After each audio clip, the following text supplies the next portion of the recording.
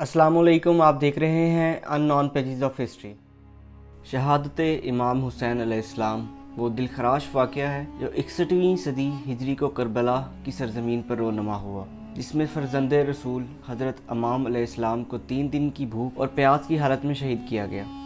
ये सानिया यजीद बिन मुआविया जैसे फासिक वफा जिस शख्स की तरफ से बैत लेने और हज़रत इमाम हुसैन रज़ी अल्लाह तआला अन्हो के इनकार बैत और इस्लाम के अहम तरीन बुनियादी असूल मारूफ व नई अनी मुनकर के फरीज़े पर अमल के नतीजे में पेश आया। हज़रत इमाम अलैहिस्सलाम की शहादत का वाक़या तारीख़ इस्लाम का कोई मामूली वाक़या नहीं, बल्कि रसूल अल्लाह सल्लल्लाहु अलैहि वसल्लम के ज़बान अक़दस से आपकी शहादत की खबर कई दफ़ा असहाब ने सुनी। इस शहादत की रवायत अहले सुन्नत और शिया के तमाम अहम मसादर में पाई जाती है। यहाँ तक कि अहले सुन्नत के नज़दीक मोतबर तरीन मसादर सहाय सित्ता और शिया हज़रात की कुब्ता अरबा में इनका ज़िक्र भी मौजूद है। मकाम और मर्तबे की बात की जाए तो सूरत बकरा की आयत नंबर 114 का तर्जमा है, फरमाया, और जो लोग खुदा की राह में मारे जाते हैं इन्हें मुर्दा मत कहो बल्कि वो ज़िंदा हैं, लेकिन तुम इनकी ज़िंदगी का इदराक नहीं रखते हो। और फरमाया, जो लोग राह खुदा में मारे गए हैं कतन इन्हें मुर्दा ना समझना बल्कि वो ज़िंदा हैं, अपने रब के पास से रिस्क पा रहे हैं। ये सूरत आले इमरान की आयत नंबर 169 है। रसूल अल्लाह सल्लल्लाहु अलैहि वसल्लम ने फरमाया, नेक शख्स से बुलंद मर्तबा नेकी मौजूद है, लेकिन जो शख्स राह खुदा में शहीद हो जाए इससे बुलंद मर्तबा कोई नेकी नहीं। जो शख्स राह खुदा में मारा जाए अल्लाह इसकी किसी बुराई को नहीं पहचानता और हिसाब नहीं करता। रसूल खुदा ने फरमाया, खुदा के नज़दीक इसकी राह में बहाए जाने वाले कतरा खून से ज़्यादा कोई महबूब तरीन चीज़ नहीं। हज़रत इमाम हुसैन अलैहिस्सलाम हज़रत अली रज़ी अल्लाह तआला अन्हो के एक फ़र्जंद हैं। आपकी वालदा ग्रामी हज़रत फ़ातिमा बिनते मोहम्मद सल्लल्लाहु अलैहि वसल्लम हैं और आपकी वलादत हिजरत के तीसरे या चौथे साल में सूरत कौल की बिना पर 3 शबान को मदीना में हुई। आपकी ज़िंदगी के अहम तरीन और शख्सियत को नुमाया करने वाले वाक़यात में से कुरान पाक की बाज़ आयात का नाज़िल होना है। इनमें से आयतुल तदफीर, आयतुल मुबाला, सूरतुल इंसान यानी सूरतुल दाहा नहायत अहम है। शहादत की पेशगोई का जिक्र किया जाए तो हज़रत अली रज़ी अल्लाह तआला अन्हो रसूल खुदा के पास आए तो आपकी आंखों से आंसू रवां थे। हज़रत अली रज़ी अल्लाह तआला अन्हो ने पूछा, आपने जवाब दिया, मुझे जिब्राईल ने खबर दी है कि हुसैन को फ़रात के किनारे पर शहीद किया जाएगा। उम्मे सलमा कहती हैं, रसूल अल्लाह सल्लल्लाहु अलैहि वसल्लम एक रोज़ मेरे घर में थे, आपने फरमाया कोई मेरे पास ना आए। मैं मुंतज़र रही। इसी दौरान हुसैन अलैहिस्सलाम आपके पास आए तो रसूल अल्लाह सल्लल्लाहु अलैहि वसल्लम की दर्द भरी आवाज़ में रोने की आवाज़ सुनी तो मुझे मालूम हुआ कि हुसैन आपकी गोद में है और आप रो भी रहे हैं और इसकी पेशानी को छू रहे हैं। मैंने कहा, खुदा की कसम मुझे इसके आने का इल्म न था। आप सल्लल्लाहु अलैहि वसल्लम ने फरमाया, जिब्राईल हमारे साथ था। इसने कहा, आपकी उम्मत इसे करबला नामी जगह शहीद करेगी। जिब्राईल ने इस जगह की मिट्टी आप सल्लल्लाहु अलैहि वसल्लम को दिखाई।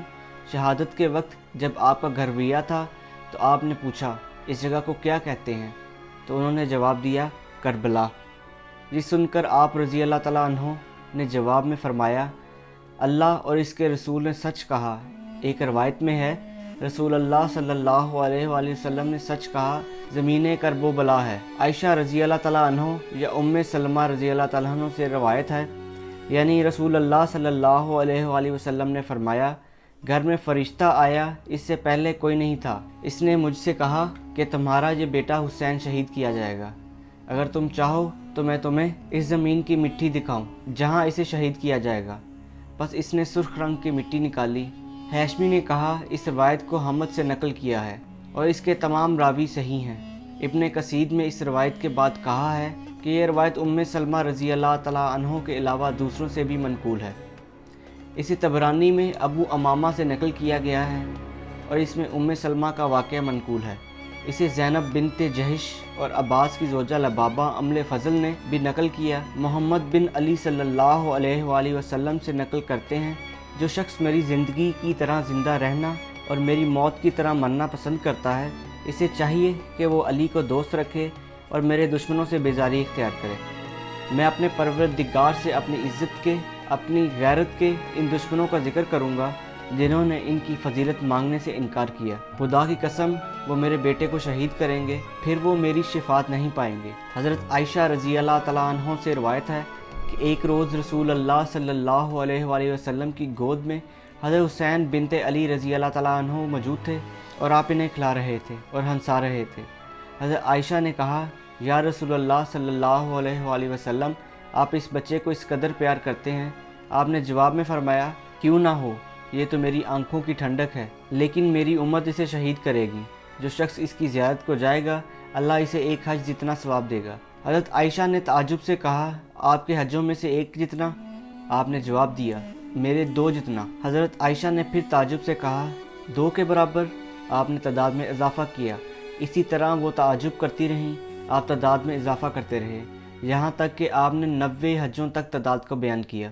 عمر بن حیرہ کہتے ہیں، میں نے دیکھا کہ رسول اللہ صلی اللہ علیہ وآلہ وسلم کی گود میں حسن اور حسین تھے۔ آپ صلی اللہ علیہ وآلہ وسلم ایک بار حضرت حسن رضی اللہ تعالیٰ عنہ اور ایک بار حضرت حسین رضی اللہ تعالیٰ عنہ کو دیکھتے تھے اور دیکھتے چلے جاتے ہیں، پھر ایک بار حضرت حسن اور ایک بار حضرت حسین کا بوسہ لیتے ہیں اور حسین کے لیے کہتے ہیں، ہلاکت اور بربادی ہو اس شخص کے لیے جو تمہیں شہید کرے گا۔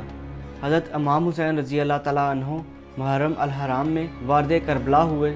7 محرم الحرام کو آپ اور آپ کے اہل خانہ اور اصحاب پر پانی کی بندش لگائی گئی، اور بالآخر 10 محرم کے دن آپ کے اصحاب سمیت یزید بن معاویہ کے مقرر کردے کوفے کے حاکم عبید اللہ بن زیاد کے بھیجے ہوئے لشکر نے پیاس کی حالت میں شہید کر دیا۔ آپ کی شہادت کی کیفیت اسلامی مصنفوں میں مفصل یا مختصر 2 طرح سے تحریر ہوئی ہے۔ روز عاشوراء حضرت امام حسین علیہ السلام نماز صبح کے بعد اپنے لشکر کو اور اسی طرح عبداللہ ابن زیاد کے بھیجے گئے لشکر کی کمان کرنے والے عمر بن سعد نے بھی اپنے لشکر کو ترتیب دیا۔ حضرت علی بن حسین کی روایت کے مطابق آپ نے خدا کی بارگاہ میں یوں نیاز بندی کی کہ صبح جب لشکر آپ کے پاس آیا تو آپ نے دعا کے لیے ہاتھ اٹھائے اور بارگاہ خدا بندی میں دعا کرتے ہوئے کہا، اے پروردگار، ہر مصیبت میں تو ہی میرا اعتماد، ہر سختی میں تو ہی میری امید، اور مجھ پر نازل ہونے والے ہر امر میں تم ہی میرے لیے محل وثوق اور اعتماد ہو۔ کتنی ہی ایسی مشکلات ہیں جن میں دل کمزور ہو جاتے ہیں، ان سے رہائی کے راستے کم پڑ جاتے ہیں، دوست تنہا چھوڑ دیتے ہیں اور دشمن خوشحال ہو جاتے ہیں۔ میں تمہارے پاس آیا ہوں، میں تم سے اس لیے ان کا شکوہ کرتا ہوں کیونکہ میں غیروں کی نسبت تجھے زیادہ دوست رکھتا ہوں۔ بس تو مجھے ان سے آسودگی عطا کر، ان سے دوری نصیب فرما، اور تو ہی ان کے لیے کافی ہے۔ تم ہر نعمت کے ولی اور اچھائی کے مالک اور ہر چاہت کی انتہا ہو۔ حضرت امام رضی اللہ تعالیٰ عنہ نے نبی اکرم صلی اللہ علیہ وآلہ وسلم اور والد کی خفیوں کی حدیث کے لیے خطبہ ارشاد فرمایا، جس میں انہیں نصیحت کی، اپنے آنے کا مقصد کیا اور انہیں ان کے خون سے اپنے ہاتھ رنگین کرنے سے باز رہنے کی تلقین کی، میز تناب حجب کی خاطر اپنا خاندانی تعارف کروایا اور اپنا نسب بیان کیا، اپنی نسبت رسول خدا صلی اللہ علیہ وآلہ وسلم کی زبان مبارک سے جاری ہونے والی بعض احادیث بیان کی، اور اپنی صداقت اور سچائی کی گواہی کے لیے بعض اصحاب رسول صلی اللہ علیہ وآلہ وسلم کا نام لیا کہ ان سے سوال کرو، کیا انہوں نے یہ اپنے نبی کی زبان سے نہیں سنا؟ جنگ میں حضرت امام حسین رضی اللہ تعالیٰ عنہ نے پہل نہیں کی، بلکہ جنگ کی ابتدا لشکر عمر بن سعید کی طرف سے ہوئی، اور پہلے آپ کے اصحاب نے آپ پر جان نثار کی، اور پھر بنی ہاشم کے جوانوں نے امام پر اپنی جانیں نثار کی۔ اس دوران نماز ظہر آپ کے اصحاب نے اپنی آپ کی ابتدا میں ادا کی۔ امام حسین رضی اللہ تعالیٰ عنہ اپنے اسباب اور بنی ہاشم کے جوانوں کی شہادت کے بعد اپنی سواری پر سوار ہو کر قوم اسکیہ کے سامنے آئے اور ایک خطبہ ان کے سامنے ارشاد فرمایا، نیز چند اشعار کی صورت میں بیان فرمائے کہ میں آل ہاشم مصر علی کا بیٹا سب سے بہتر ہوں، میرے فخر کرنے کے لیے یہ کافی ہے۔ مخلوق میں سب سے زیادہ قابل تکریم میرے جد رسول اللہ صلی اللہ علیہ وآلہ وسلم ہیں، وہ چراغ الہی ہیں۔ میں چچا جعفر کوس لجاہین کہا جاتا ہے۔ ہمارے ہی گھر میں صادق ترین کتاب خدا نازل ہوئی، ہم نے ہی وہی حدیث کو یاد کیا جاتا ہے۔ بعض مقام پر چند اور اشعار بھی ذکر کیے ہیں۔ اگر اس مارکے کا ذکر کیا جائے کہ امام علیہ السلام کے ساتھ 3 یا 4 اصحاب باقی رہ گئے تو آپ نے میدان جنگ میں جانے سے پہلے اپنے جامے کو کچھ جگہ سے پھاڑ لیا تاکہ انہیں شہید ہو جانے کے بعد ان کے لباس کو لوٹا نہ جائے، لیکن حضرت امام حسین کے شہید ہونے کے بعد ابجر بن کعب نے انہیں لوٹا اور حضرت امام حسین کے جسم عطر کھوارجاں دیا۔ اس مکروہ کام کے بعد اجبر کے دونوں ہاتھ گرمیوں میں خشک لکڑی کی مانند سوکھ جاتے اور سردیوں میں دوبارہ ترو تازہ ہو جاتے اور ان سے پیپ اور گندا خون بہنے لگتا۔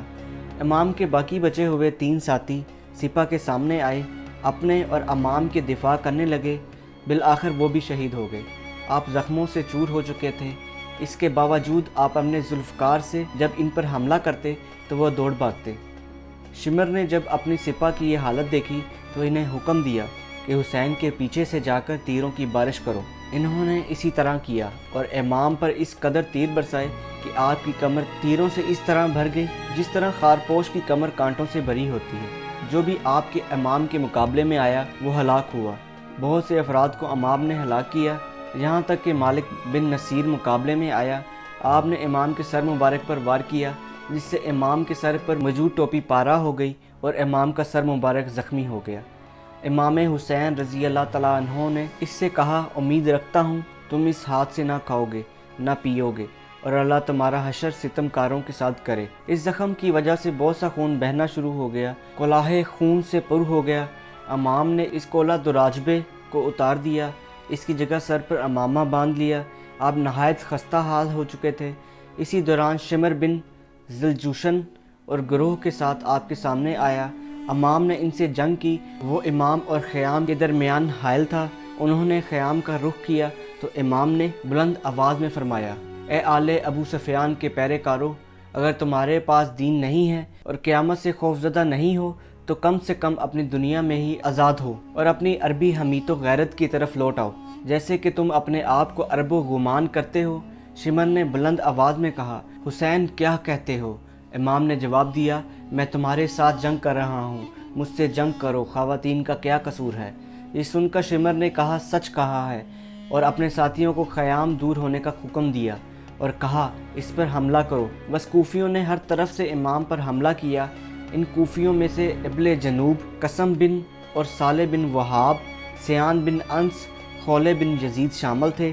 شمر ابول جنوب کے پاس سے گزرا تو کہا، حملہ کیوں نہیں کرتے؟ اس نے کہا، تم خود حملہ کیوں نہیں کرتے؟ شمر نے کہا، مجھ سے اس طرح بات نہ کرو۔ انہوں نے باہمی ایک دوسرے کو برا بلا کہا۔ اہل جنوب نے شمر کو کہا، خدا کی قسم چاہتا ہوں نیزہ تمہاری آنکھ میں ماروں اور آنکھیں باہر نکال دوں۔ شمر نے جواب دیا، اگر میں کچھ کرنے کی قدرت رکھتا تو میں کر گزرتا۔ شمر نے پیادہ سپاہیوں کے ہمراہ حضرت امام علیہ السلام پر حملہ کیا۔ امام علیہ السلام نے اس میں مقابلہ کیا اور انہوں نے آپ سے دور ہٹایا، یہاں تک کہ انہوں نے امام کو گھیرے میں لے لیا۔ اسی دوران ایک نابالغ بچہ چاند کی مانند دھمکتے ہوئے چہرے کے ساتھ عبداللہ بن حسن قیام سے برآمد ہوا اور حضرت امام علیہ السلام کے ساتھ آ کر کھڑا ہو گیا۔ حضرت زینب اس بچے کے پیچھے خیام سے باہر آئیں تو امام نے آپ سے خطاب کیا، بہن اسے سنبھالو، لیکن بچے نے جانے سے انکار کر دیا اور وہاں مقامت اختیار کی اور کہا، خدا کی قسم اپنے چچا سے ہرگز جدا نہ ہوں گا۔ ابجد بن کعب نے امام پر تلوار سے حملہ کیا تو بچے نے کہا، اے خبیث عورت کے بیٹے، اے خبیث عورت کے بیٹے، اے خبیث عورت کے بیٹے، اور ساتھ ہی ساتھ کہا کہ کیا تم میرے چچا کو قتل کرے گا؟ اس نے تلوار سے امام پر وار کیا تو عبداللہ نے امام کو بچانے کے لیے اپنا ہاتھ سامنے کیا۔ ہاتھ تن سے جدا ہو گیا اور گوشت کے سہارے لٹکنے لگا۔ عبداللہ نے آواز کی، اے مجان! امام نے اسے اپنی آغوش میں لے لیا۔ میز کہا، اے ابراد امو، جو کچھ تمہارے ساتھ ہو اس پر صبر کرو، خدا تمہارے بہترین باپ رسول خدا علی بن ابی طالب چچا حمزہ کے ساتھ ملحق کرے۔ امام نے اپنے ہاتھ آسمان کی طرف بلند کیے اور یوں بددعا کی، خدایا انہیں باران رحمت سے دور رکھ اور زمین معروم رکھ، اور اگر ایک مدت تک نعمتوں سے استفادہ کیا ہے تو ان کے درمیان تفرقہ ڈال اور انہیں مختلف گروہوں میں تقسیم کر دے۔ ان کے ہاتھ منہ کو ان سے ناخوش رکھ، کیونکہ انہوں نے مجھے بلایا تھا کہ ہماری مدد کریں، لیکن انہوں نے ہم پر ظلم کیا اور ہمارے قتل کے درپے ہو گئے۔ اس کے بعد آنے والے عذاب کے بارے میں ہم اگلی ویڈیو میں آپ کو بتائیں گے۔ اگر یہ ویڈیو آپ کو پسند آئی ہے تو ہمارے چینل کو سبسکرائب کر لیں اور بیل آئیکن کو دبانا نہ بھولیے۔ تاکہ ہر آنے والی نئی ویڈیو کا نوٹیفیکیشن آپ کو مل سکے۔